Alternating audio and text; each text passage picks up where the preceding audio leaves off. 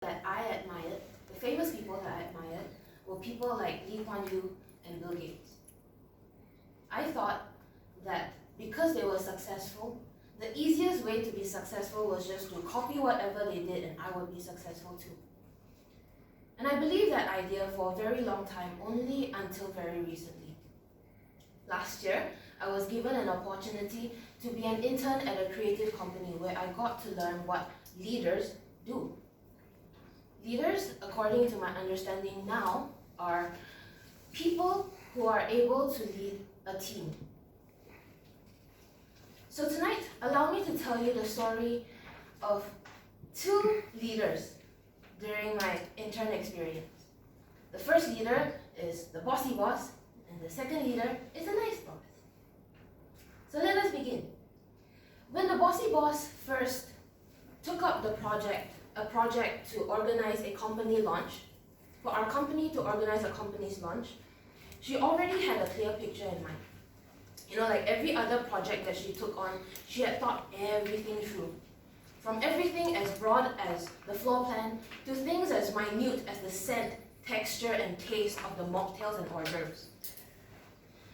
All that was left for us, really, was just to carry out what she had thought and what she had planned by her standards. We contacted the people that she listed. We bought the things from the specific stores that she mentioned, and the list goes on.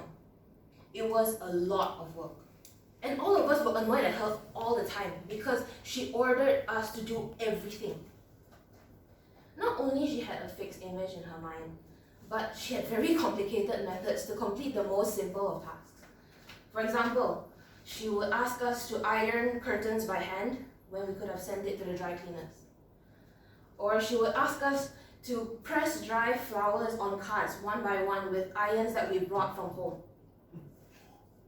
At times, it was harder to live up to her standards. It was so hard to live her standards, and after she showed that she was clearly not pleased with what we have done, she will not hesitate to alter things by herself. Like literally climbing the table and decorating the white ceiling with white flowers. Or spending an entire hour to retie a ribbon just to perfect the right amount of fluff that she actually envisioned in her mind. The nice boss, on the other hand, was obviously the complete opposite compared to the bossy boss. When she accepted the task to create a video for the company launch, she didn't have anything planned at all. She was the complete opposite of what the bossy boss was. What she did, however, was to gather her teammates and sat everyone down and ask them for their feedback and opinions and ideas. She made sure that everyone actively participated and that everyone had a say in the process. And she never judged us for any of our ideas too. From the planning to the actual filming to the actual editing process, she asked feedback from everyone in the team. Which lens to use, what background music to use, how many seconds should each character have in the video. She asked feedback for all of that. She ran through her drafts over and over again with everyone in the office and made sure that everyone was on the right page. We saw, I think, at least a minimum of 10 to 12 drafts of that one video before it was actually completed. It was a lot of work too, but we loved the nice boss. Why? Because she never ordered us around. We felt good because whatever we said mattered. Whatever we said was taken into consideration, and that was something that we treasured a lot.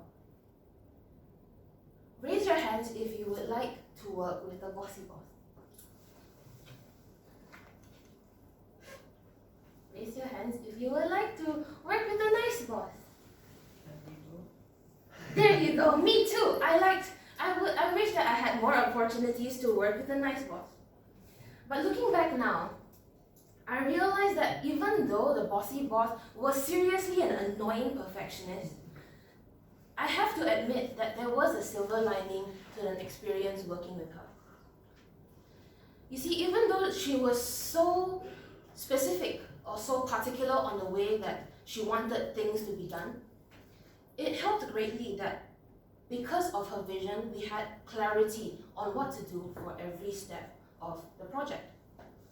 We had it really easy because we really didn't need to do any of the thinking that she did. We all knew where we were heading with her directions and her instructions.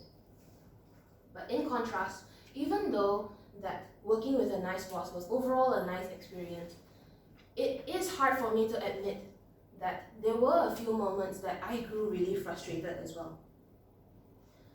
Admittedly, her asking for my opinions and my ideas made me feel important. We all felt good seeing our ideas not only taken into consideration, but to see every single one of them actually appear in the final product. But it was so tiring because the entire process took so long. It felt like we had no direction at all, and it was painful to watch draft after draft with only small changes in each version. But at the end of the day, each bosses and their ways of working worked out perfectly. We managed to deliver what our clients wanted, which was to make sure that every single guest left the event with a smile on their faces. I used to think that there was only one way to be a leader. But from this perspective, from this experience, my perspective has actually changed. I now understand that there are many types of leaders around me and the environment that I'm in, and that there are many choices on how they choose to lead a team. Some leaders may choose to envision the goal for the teammates to work towards. Other leaders may want to sit down all their teammates and brainstorm before actually beginning on the project. And the point is, there is no one particular way to lead a team, nor is there only one particular way to be a leader.